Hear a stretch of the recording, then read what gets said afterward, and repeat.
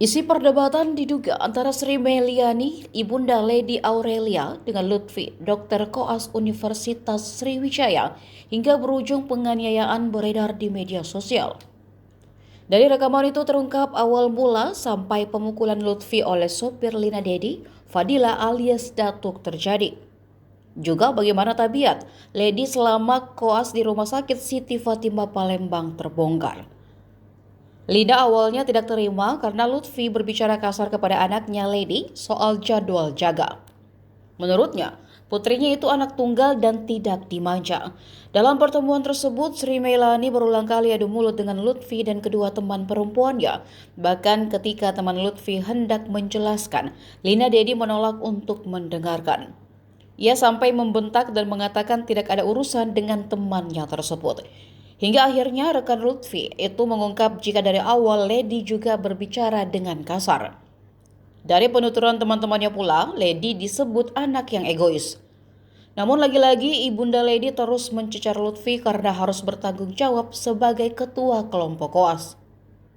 Dari sini pembicaraan keduanya mulai terdengar meninggi dan bahkan berulang kali muncul ancaman. Akhirnya sopir Lina Dedi tersulut emosi dan melakukan pemukulan seperti video yang beredar.